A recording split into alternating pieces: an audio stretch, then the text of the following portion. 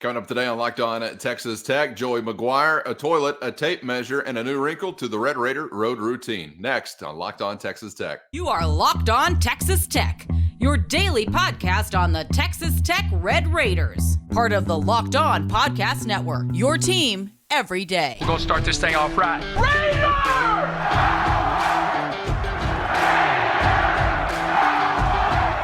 Everything runs through Lubbock.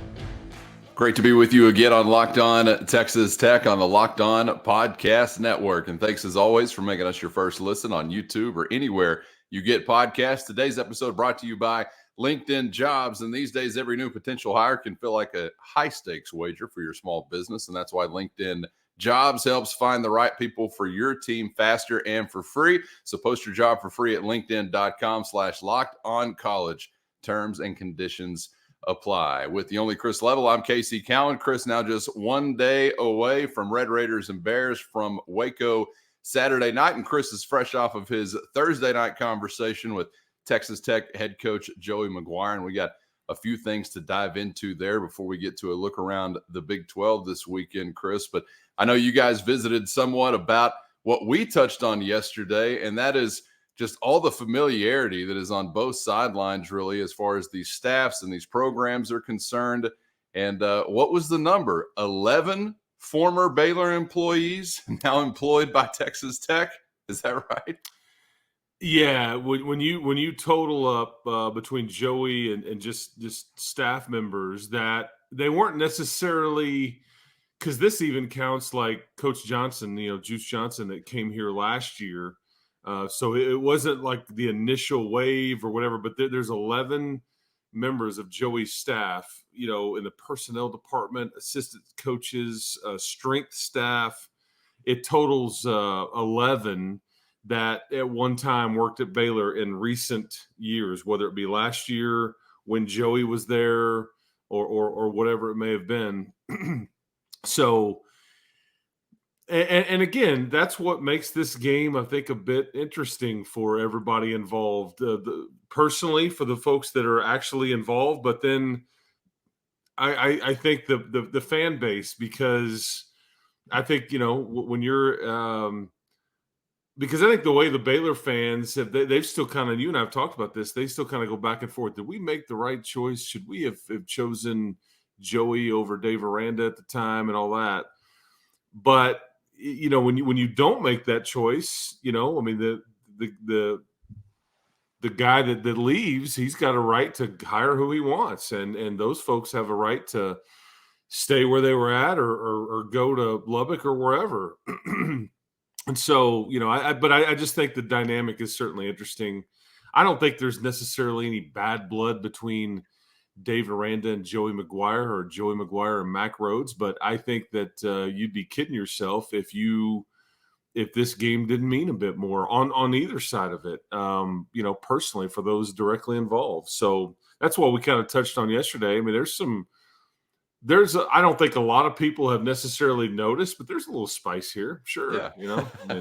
And we're here to cook it up, man. Sure. Add a little more spice, smoked paprika. You want a little cumin? You want a little cilantro? Okay, that's not all that spicy, but either way, I'm just thinking about lunch now, or maybe a breakfast burrito. Chris, as far as the football aspect of things, one really good bit of news that maybe was anticipated, but at least sounds like now we can expect and confirm, is that a guy that left the game last week and somebody who's just outright been maybe one of your 2 or 3 best Red Raiders in any phase of the game, Dadrion Taylor-Demerson. We can expect to see him back on the field tomorrow night. I'm still saying that with a question inflection. So what'd you hear? Yeah, and I think, Joey was pretty matter of fact about it. So I don't think it's we hope he's going to be okay. No, it was a Rabbit will be back this week. Had some back tightness. I think that can be tricky. We'll get into the Big 12 slate this weekend, but Kansas is dealing with that because their quarterback is dealing with something similar. It's just hard when you play, one of those positions. Back problems are never easy for anybody. I don't care what you're doing, but when you're out there in space and change of direction and you're moving a lot and all that, the back can be tricky. But they seem to think it's okay. He's practiced, I think, most of this week, and I kind of laid this up. I didn't really know what he would say, but I thought this is the answer that I would get. But we have talked about, Rabbit a lot, and how good he's been, how much he's respected, and how much like the folks like the Senior Bowl are taking notice. Like he's kind of popping off the film whenever people that are evaluating this, that are unbiased, that are just looking for players for the next level. And I think he's shown up because of how hard he plays, how fast he plays, and all those things.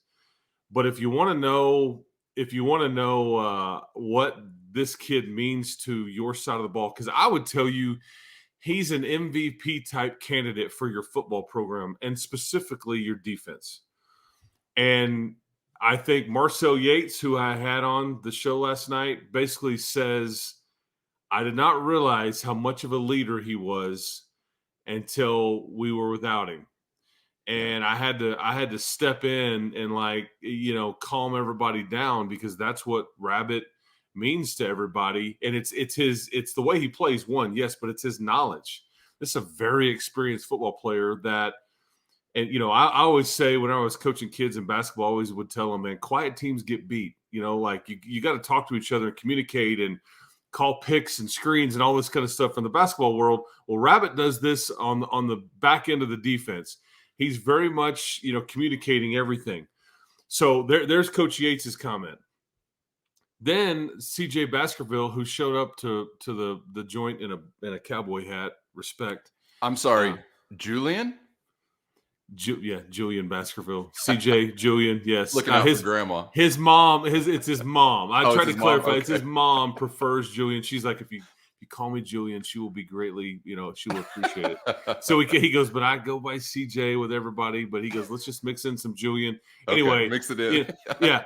He's because he's a Metroplex guy. He grew up in Houston and the Metroplex and different parts. So he's a Texas guy. Just went to San Diego State and then came back here. But he rolled up in a cowboy hat and was ready to eat barbecue and all that stuff. Love that kid. But I asked him, who took you under their wing? Like who do you look up to on this football team? Rabbit. And I was like, see. So I hope people are getting a good grasp of who this kid is. And yes, he's a good football player, but man, these are the kind of coaches that are on the field and player-led type stuff that I just don't think people really can truly grasp. But I think everybody's trying to tell you that. But yeah, his presence back there tomorrow night certainly be a big one for sure. Okay, and I don't want to get too greedy, but before we move on to a handful of fabulous freshmen making an impact so far, can I expect that my team's starting quarterback is throwing a pass in practice this week? Could you give us any insight on your discussion with Coach McGuire regarding, now a game in the books for Baron Morton and what they've done with the 5 or 6 days since?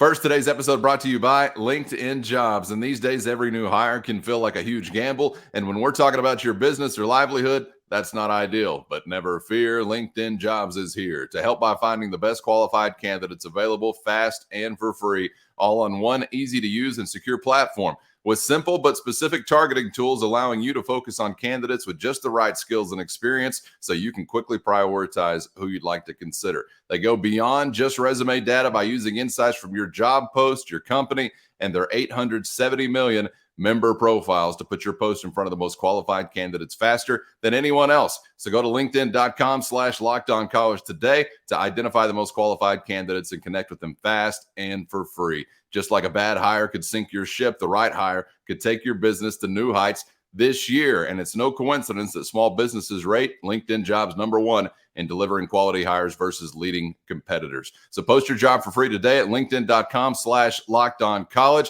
That's linkedin.com/lockedoncollege. It's so easy. Even a Big 12 ref could do it. That's linkedin.com/lockedoncollege to post your job for free today with LinkedIn Jobs. Terms and conditions apply. Could you give us any insight on your discussion with Coach McGuire regarding, now a game in the books for Baron Morton and what they've done with the 5 or 6 days since? I think he's done a lot more this week. Absolutely. And I think what they're trying to, and so with that, we talked about the trying to do too much and all that. And he said, we had too many guys, I think, try to go win the game for us. And he goes, that's not really the way this sport works. It's and Mike Leach used to say, and so many coaches say, do your job, man. DYJ, man. Just do your 1/11th. If you start trying to do the other guys too and your job, that's when mistakes happen, busted assignments, coverages, whatever. But they're trying to get Barron to understand, you don't have to go win this game. Like, rely on some of these dudes around you. But yeah, to answer your question, he has done more this week. And I'll before we move on to these freshmen, I will tell you there's a bit, hey, I asked him about road record. Joey's like, well, folks, he's looking at the audience. We're 8-2 at home, since I've been here, but we are 1-6 on the road. He's like, he goes, and I appreciate it ain't election season yet, coach. Yeah, and he's like, but we're 1-6 on the road. And he goes, and we've got to fix that. And I said, well, you get asked this often, but have you changed anything? And typically it's like, man, we stick to the same schedule. Well, he is going to change something. He talked to, first of all, he said, we just, to quote Chip Kelly, who's coaching, I think UCLA these days, he's like, we just need to suck less on the road. Okay. Yes. So that was his quote. But he said he called a buddy, Jeff Traylor, who coaches at UTSA. They were on the Dave Campbell's Texas Football Magazine cover a year ago. They go way back, high school coaching icons, all this stuff. Traylor, basically told him, and Joey was like, we've never done this. And I've been with coaches that have done something similar, okay? But Joey said, he goes, for the first time, he goes, we're taking them to the stadium, like this will be on a Friday afternoon, if you will. And the analogy was, he goes, when you go somewhere, because you think about how many kids on your team haven't actually ever played in Waco before, it's probably a lot more than you'd think. As far as, the portal and all these freshmen that we're about to discuss briefly and all these things, there's just a lot of kids. So he said, anytime you go somewhere and you've never seen it before, there's some curiosity. You're on edge a bit. He goes, the second time you go there, I know where everything is. I'm more at ease. I'm more ready to focus on that stuff. He goes, it may mean nothing. He goes, but we're going to check that box. We're going to take them to the stadium. He goes, I'm literally going to walk them in the locker room and go, okay, this is your locker. This is your locker. Here's the field. Here's where the training room is. Here's where he goes, I just want them to get as comfortable as possible with so when we roll up on Saturday, it's not the first time that they've seen the stadium, the city, anything where our bench will be. I mean, all that stuff. And so whether that helps or not, I don't know. But I think you're trying to check every box to make sure that you've done your due diligence and all that stuff. So I can dig it. Yeah, I mean, it makes some sense, and it's really, we will land in Waco, and so really it's just a bus trip right from the airport right there to the stadium, getting off the bus for half an hour, 45 minutes at most, and then away you go off to where you're staying at the hotel, which is going to be about 45 minutes away from Waco. So there you go. Yeah, not exactly like your last excursion out of town going to Morgantown, West Virginia. Right. And you're just giving me like thoughts of Coach McGuire going Hoosiers on them in the locker room, getting out his tape measure at the toilet. See, the toilet's still 10 inches. I don't know how long a toilet is. I'm not a plumber, but you get the idea. There's a different feel, obviously, so maybe not a bad idea. Let's get to this, Chris, because if I would have told you several months ago, hey, we're talking about a handful of freshmen almost halfway into the season making a big impact, you might have said, that sounds like a bad idea. And I don't know that you would draw it up that way, but this is the situation we've found ourselves in. And I'm thankful that still with another week in the books, we talk about some of these young guys in a positive context. We're not sitting here talking about, boy, you have got a dumpster fire to compensate for, mostly. Now, I'm also saying some of this with a lot of defensive freshman impact. I'm also saying some of this after your most recent, or I would say what was your worst defensive outing, I think, probably of the season, to be honest with you, considering the opponent especially. But, Chris, we are here still in a world where you've had to rely on young guys, and I don't even know if you're feeling like you're calling these young guys all that young anymore, or at least maybe all that inexperienced anymore. So what was the conversation like with Coach McGuire, talking about a group of guys that have had to become kind of a focal point and maybe a rallying point to a degree to see some young guns making such an impact? Yeah, we had touched on this back in August as we kind of built up to the season, and we knew that some of these guys maybe had a chance, but ideally you weren't wanting to have to lean on a lot of these guys in a hurry, just because they're young and they need more time in the weight room and just to kind of grow into this deal. But the reality is that guys get dinged up and it's next man up. And so, the triplets that we had talked about all spring, the law firm known as Sanford, Jordan, and Lewis, that's sort of making sure that I said that right. They have all been pressed into duty and playing quite a bit. And I think, Coach Yates was talking about, Tyler Owens went down early in that West Virginia game. Brendan Jordan was like, okay, let's go. He played, I think, well over 50 snaps. Last week it was Rabbit that left early in the game. And so Chapman Lewis plays well over 50 snaps of defense. And this isn't what they necessarily were hoping would happen, but this is reality. And I'm talking about the staff, because you would love more time for these guys to grow and all these things and not, hold your breath with true freshmen out there. And I think Jordan Sanford has also kind of pushed his way in. But adding to this, has now been Dylan Spencer and Mike Dingle. I think so. That's your kind of the Fab Five as you put it. And I think there's been a few more here and there, but this is what it's kind of honed in on right now. Some of this has been based on their ability. Some of it's been based on necessity. And I think Dingle is somebody that will play potentially a bit less if you have your say so about it. And here's why. You are this close to getting Jacob Rodriguez back. It's not going to be this week, I don't think, but I wouldn't rule out, next week or the week after. It's kind of, that's the sweet spot for Jacob Rodriguez. All of a sudden you look up and your man Ben Roberts is about as consistent as anybody on that side of the ball and over the 3 or 4 weeks that he's really played. It's been fun to watch. Yeah. Crazy. And by the way, that's why, we're talking true freshmen with the other 5 that you may be wondering why we're sort of separating Ben Roberts, redshirt freshman, with the other. I'm not wrong, right? The others are all 5 true freshmen. Absolutely. Yeah. Brand new. Absolutely. So we got 6 freshmen to consider, sort of. Yes. And the next wave is here. And so, and Jesiah Pierre should be back here. And so maybe Dingle and you've moved Bryce Ramirez over this interior linebacker spot. So anyway, you're starting to get a few more pieces, kind of back in the mix. Pierre back this week, Chris? I think that's going to be the case. Absolutely. Yeah, fingers crossed. And what's funny is if I'm Pierre, I'm like, hell yeah, I better get back in a hurry and want to get back, because these freshmen, this is kind of what I'm saying. Yeah. Some of these freshmen are knocking on the door, and it's kind of caused some competition. Now, Pierre's deal was an injury, but I think you get what I'm saying, is that these freshmen have come in and it hasn't necessarily dropped off in some cases. Rabbit doesn't need to worry about his starting job. Don't misunderstand what I'm saying. But I think it's kind of fascinating because you've created this level of competition, because these freshmen are hungry. Yep. They are athletic. There's some speed there.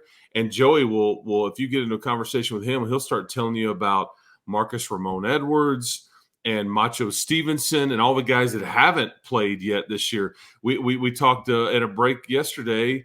He brought it up about DJ Crest, one of the wideouts.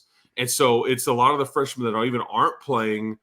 They are really big fans of because of their athleticism and speed. But this Fab Five here starting to kind of make some waves, and I don't see a lot of it changing. Dingle his snaps could drop a bit for the reasons that I've laid out there earlier. But other than that, I think these other guys, man, they're rolling. So it's kind of been fun to watch. The next wave is here, and as Coach Yates will tell you, there's going to be a payoff here with these guys, because they're getting some experience that we weren't expecting, and it's going to pay some big time dividends because they can all play ball. Yeah, that's got to pay off down the road, if not a lot quicker than that. But not going to be a rookie that you're seeing on the other side of the line of scrimmage if you're one of those defensive guys, as far as the Baylor QB and some other pieces on that side of the ball. We'll get not only to that matchup, but elsewhere in the Big 12. what's going down this weekend. Coming up next as we look around the conference on Locked On Texas Tech.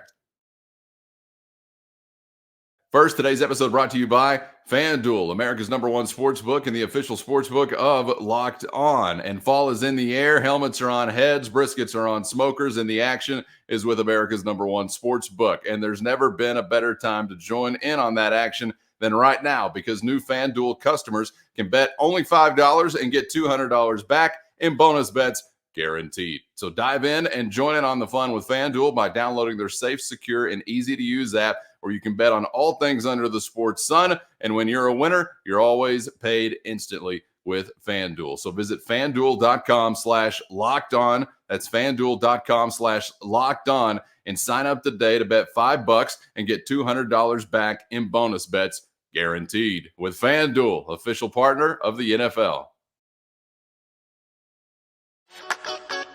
Glad to have you along for the ride on Locked On Texas Tech on the Locked On Podcast Network. Subscribe on YouTube or anywhere you get podcasts so you never miss an episode if you haven't so far. With Chris, I'm Casey, back to have a look around the Big 12 Conference. We'll get back to some thoughts on Red Raiders and Bears in just a moment before we're out of here.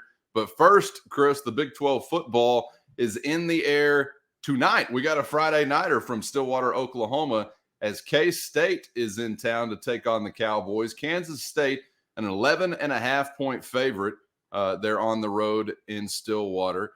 And, of course, you get the Wildcats. I get the Wildcats. We get the Wildcats next week for a Saturday nighter here in Lubbock. So this one is one I'm definitely interested in. And look out, because it's on a Friday night coming at you. I'm looking at this from a Kansas State standpoint, just because they're going to get an extra day of rest on you, but that's who will be in here next weekend. So Kansas State's got back-to-back road trips, but Kansas State's clearly, even though they lost the close game to Missouri, they are clearly like, it's Texas and Oklahoma, and then Kansas State is like the next team right there that I think people feel like on paper and otherwise have a chance to contend for the Big 12 championship. And so I'm kind of fascinated to see kind of what they look like.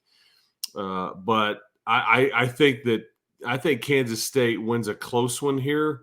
I guess I'm going to buy into the home field, that Oklahoma State kind of keep it close. I'm not ready to bury them yet. I don't think they are what they have been. But I don't know if Kansas State necessarily is either. I think we're still kind of trying to determine that. But that should be a fun one. And I'll be definitely paying attention. This is the first of the next month of kind of Thursday or Friday night games, that'll feature Big 12 teams. You'll be in one of those here in about 3 weeks, I guess, against TCU. I want Kansas State to be a winner tonight, but I want it to cost them everything. I'm looking for an 8 overtime game. Are you rooting for a winner here? I want them to come into town with a little steam. I got to be honest, but I hope they get knocked around a little bit this weekend. Tomorrow morning, what a blessed, luxurious life it must be to be the most 2 well-resourced programs in your conference and never, not once ever, have to visit the other one of 2 largest stadiums in your league. No, they kicked this one off next to the Tilt-A-Whirl, just down the road from the churro stand there at the fair in Dallas. It's Longhorns and Sooners, Chris. Texas a 5-point favorite in this one. 49 was the margin a year ago, if anybody needs reminding. Who you liking here? Well, and they're about to spend $140 million. The city of Dallas is renovating the Cotton Bowl and adding, because I think they're trying to extend that contract for those 2 teams, which is this is the last year of the Big 12 that'll be featured, but it's going to be an SEC game going forward. But get on a campus. Yeah, I don't see it leaving anytime soon.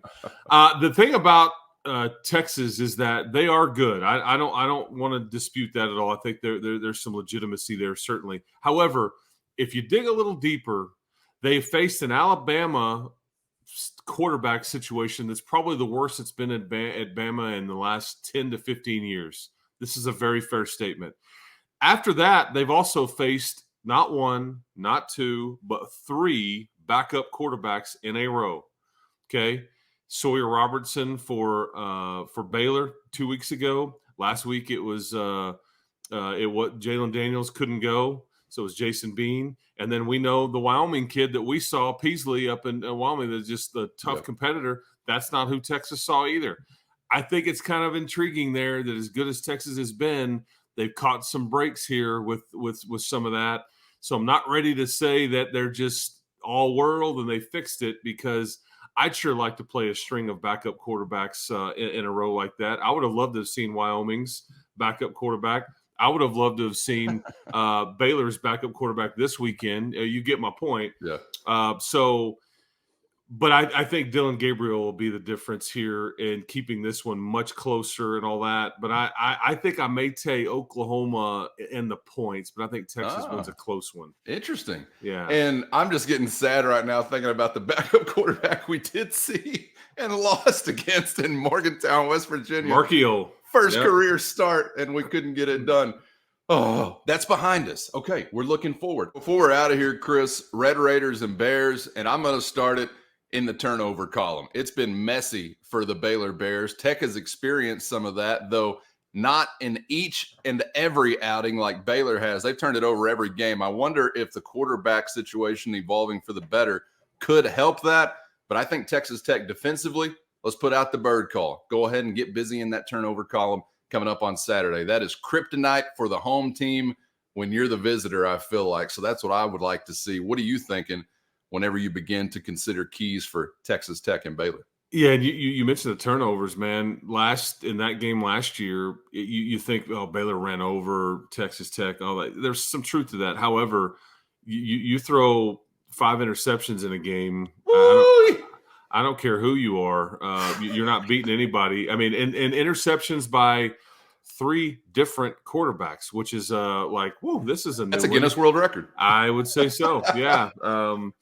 Yeah. And so, the turnover, obviously, it would certainly be big. And that's what's so frustrating is that you won that turnover battle 2-0 in Morgantown and couldn't figure out a way to get over the hump. There's not going to be many secrets here, man. This is going to be about their running game, your running game, whose running game takes the pressure off of the, either quarterback, and then who can take advantage of that lack of pressure and make some plays. I will also say something a little more honed in: red zone offense / defense. I think Baylor has not been very good at keeping people out of the end zone when teams get into the red zone area.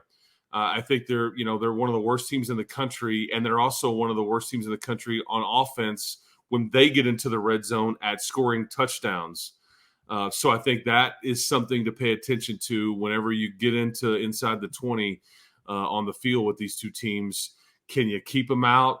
Can you get in? All those kinds of things, because I think that's where, if you look at the numbers, I think Baylor is very vulnerable there on both sides of it, at least to this point. But you just can't let their offensive line run over you like last year. It's a much different group than last year.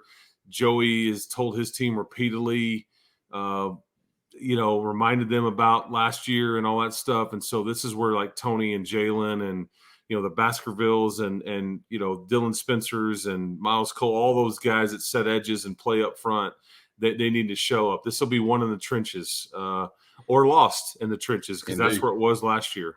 Well, and I'm feeling a little bullish about Texas Tech's offensive ability in the trenches if they'll stick to it and get with it early on, because really Baylor has been cooked whenever they've faced something significant as far as an offensive ground game. Utah went for 4.8, Texas went for 5.1, and they're just coming off of their worst defensive outing of the year against the rush. 6.7 for the Golden Knights. UCF went for 235 on the ground. That means it's Taj time around the clock. Hopefully Valdez is joining that party as well. Okay, looking forward to it, Chris, and travel safe down to Waco as the Red Raiders and Bears hook up under the lights, and we'll be visiting about it on the other side for better or worse. Thanks for the time as always this week, man. Enjoyed it.